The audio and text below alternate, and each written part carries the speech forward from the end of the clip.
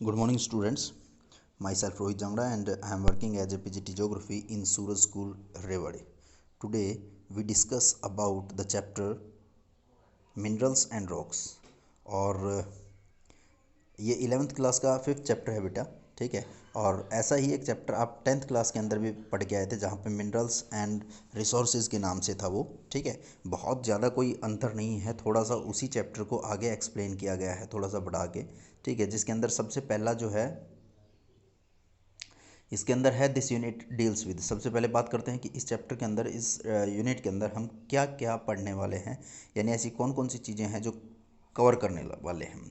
सबसे पहला है मिनरल्स है, कैरेक्टरिस्टिक्स ऑफ मिनरल्स है, such as crystal form, cleavage, fracture, lustre, colour, streak, transparency, structure, hardness, specific gravity, important minerals such as feldspar, quartz, प्रोक्सीजन,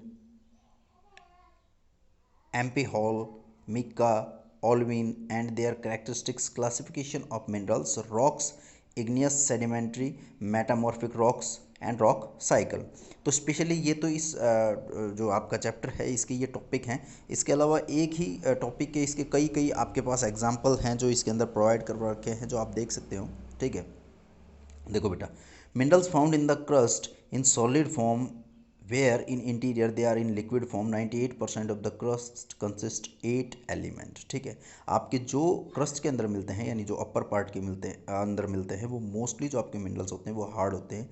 जैसे जैसे हम अर्थ के इंटीरियर के अंदर जाएंगे बेटा, नीचे की तरफ जाते जाएंगे, आप देखोगे कि यही मिनरल्स आपके जो हैं लिक्विड फॉर्म में होते चले जाएंगे। वाई? बिकॉज कि जैसे इंटीरियर में जाते जाएंगे आपका टेम्परेचर जो है वो बढ़ता जाएगा, और किसी चीज़ का टेम्परेचर बढ़ने की वजह से वहाँ की जो चीज़ें हैं वो लिक्विड फॉर्म में चली जाती हैं। और जो मोस्टली जो अपर लेयर है उसके अंदर जो 8 आपके मिनरल्स हैं वो कौन कौन से हैं? वो हैं आपका ऑक्सीजन है, सिलिकॉन है, एल्यूमिनियम है, आयरन है, कैल्शियम है, सोडियम है, पोटेशियम है और मैग्नीज है। ये आपके 8 ऐसे मिनरल्स हैं जो आपकी सरफेस में ऊपर मिलते हैं, और लगभग हर चीज़ इन मिनरल्स से बनी हुई होती है। यानी ये मिनरल्स ऐसे कॉमन मिनरल्स हैं जो लगभग हर चीज़ के अंदर आपको मिलते हैं।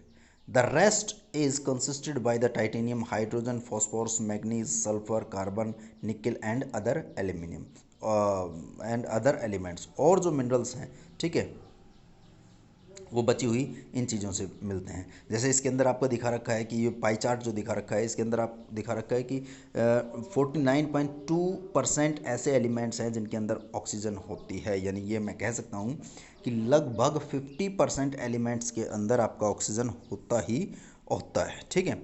Many elements found in combined with the other elements, these substance are called minerals, ठीक है। Many elements found in combined with other elements के साथ जो कंबाइंड फॉर्म में मिलते हैं वो आपके कहलाते हैं minerals naturally occurring inorganic substance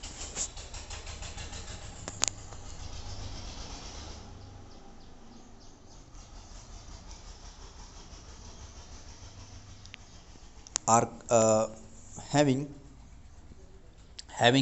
an orderly atomic structure and definite chemical composition and physical properties, ठीक है। ये डेफिनेशन है आपके मिनरल की, इसको यहीं से भी लिख लेना, और बाद में जब आपको क्वेश्चन आंसर दिए जाएंगे वहाँ से भी आप लिख सकते हैं। इट इज़ कंपोज ऑफ 2 और 3 minerals, single elements, example SCU, AU, AZ, graphite etcetera, ठीक है। There are the list 2000 minerals in the crust. There are at least 6 minerals group which form a rock in the crust, ठीक है। करीबन 2000 आपके ऐसे minerals हैं जो earth crust के अंदर पाए जाते हैं, और 6 ऐसे हैं जो आपको मिनरल्स के अंदर ग्रुप के अंदर पाए जाते हैं। The basic source of mineral is the hot magma in the interior of the earth. Coal, petroleum and natural gas are organic minerals, ठीक है। जितने भी आपके मिनरल्स जो अर्थ सरफेस के अंदर आपको मिलते हैं वो सारे के सारे उनके लिए जो रिस्पॉन्सिबल है वो है आपका अर्थ का इंटीरियर, और कोल, पेट्रोलियम और नेचुरल गैस जो है ये आपके ऑर्गेनिक मिनरल्स हैं। उसके बाद है फिजिकल कैरेक्टरिस्टिक्स ऑफ मिनरल्स। देखिए क्या क्या है फिजिकल। फर्स्ट जो है वो है आपका external crystal form, natural arrangement of molecules, cube, octahedrals, hexagonals, prisms, मतलब आपका कोई भी जो मिनरल है वो किस फॉर्म के अंदर है, वो आपका एक सीधा सीधा है या ये जैसे आपके देख ऑक्टाहेड्रल दिखा रखा है, प्रिज्म की फॉर्म में दिखा रखा है, हेक्सागोनल, किस फॉर्म में वो बना हुआ है, वो उसकी एक खासियत है। क्योंकि हर जो आपका क्या कहते हैं उसको एलिमेंट्स है या आपका मिनरल है वो अलग अलग फॉर्म में होता है। उसके बाद है आपका दूसरा है बेटा, सेकंड है cleavage. Cleavage tendency to break in given direction producing relative plane surface, it may be direction। ठीक है, देखो हर चीज़ की टूटने की अपनी एक कला होती है, अपना एक तरीका होता है। ठीक है, और आप देखते हो कि कोई चीज़ जो है बिल्कुल सीधी टूटती है, कोई चीज़ ऐसी है जो टूट कर टेढ़ी मेढ़ी और पता नहीं किस तरह से उसकी शेप हो जाती है। ठीक है, तो ये है आपका क्लेव्स। उसके बाद है आपका फ्रैक्चर। ठीक है, देखो फ्रैक्चर, कॉन्हेडियल फ्रैक्चर, ऑब्सिडियन, लाइमस्टोन, ये अर्थली फ्रैक्चर, ये आपके फ्रैक्चर का मतलब टूटने का जो तरीका है उसकी ये अलग अलग आपके पास एग्जांपल दे रखे हैं। जिसके अंदर है conchoidal fracture is a curved breaking the resembles to concentric ripple of muscle shell. It often occurs in amorphous of fine-grained minerals such as flint, opal, or obsidian, but may also occurs in the crystalline minerals such as quartz। देखो जितने भी minerals हैं, चाहे आपका obsidian है, चाहे लाइमस्टाइन है या नेटिव कॉपर है, ठीक है, ये आपके फ्रैक्चर की अलग अलग टाइप हैं। लेकिन फ्रैक्चर के अलग अलग टाइप आपके सिलेबस के अंदर नहीं है बेटा, हमें सिर्फ इसकी जो करेक्टरिस्टिक्स हैं उनकी बात करनी है। ठीक है, तो उसके अंदर आपका फ्रैक्चर है, चाहे फ्रैक्चर की फिर अलग अलग टाइप आप देखोगे तो ऑब्सिडियन है, उसके बाद अर्थली फ्रैक्चर है, उसके बाद हैकली फ्रैक्चर है, उसके बाद क्या है स्प्लिंटली फ्रैक्चर है, और उसके बाद अनइवन फ्रैक्चर है। अनइवन तो ये जैसे जैसे नाम है, जैसे जैसे उनका मूवमेंट है, जैसे जैसे उनके टूटने का तरीका है, उसी के हिसाब से ये फ्रैक्चर की टाइप दे रखी हैं।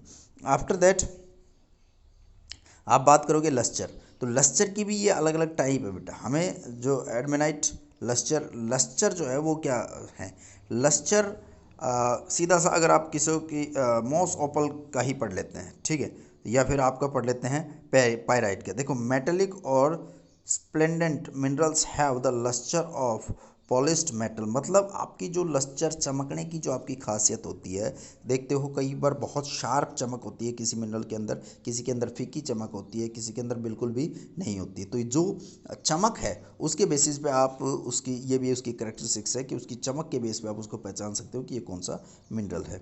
उसके बाद हम बात करते हैं, ये सारे लस्चर के ही टाइप हैं, जिसके अंदर आपका एम्बर है, सेटिन स्पेवरिन जिप्सम है, सब्सटैलिक लस्चर है, उसके बाद विटोरियस लस्चर है, ठीक है, वैक्सी लस्चर है, तो कितने ही, और उसके बाद है ऑप्टिकल फिनोमिना है। तो आप देख सकते हो कि कितने ही टाइप के यहाँ पे आपके लस्चर दिखा रखे हैं। उसके बाद है कलर चेंज, ये एक खासियत होती है किसी भी मिनरल की कि वो कलर चेंज जो करता है, कैसे करता है।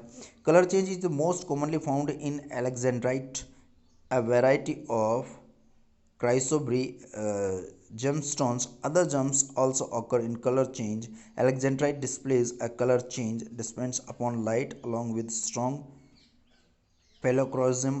The gems result from the small scale replacement of calcium by chromium oxide, which is responsible for alexandrite characteristics green to red color change. Alexandrite from the Ural mountains in Russia is green by daylight and the red by incandescent light. Other varieties of alexandrite may be yellowish or pink in play light and a combine of raspberry red by increasing light. इसका मतलब क्या है कि ये जो आपका है, जो एंड्रक्साइट है, ये आपकी लाइट के हिसाब से अपना कलर चेंज कर लेता है। या जैसे जैसे आपको अगर ये पहचानना है कि क्या ये एलेक्जेंड्राइट है, ठीक है, तो आप देखोगे कि इसके अंदर आप लाइटिंग जब करोगे तो आपको लाइटिंग के थ्रू पता लगेगा कि कौन सा कलर किसका है, ठीक है, और उस कौन से कलर के अंदर आपको फिर ये पता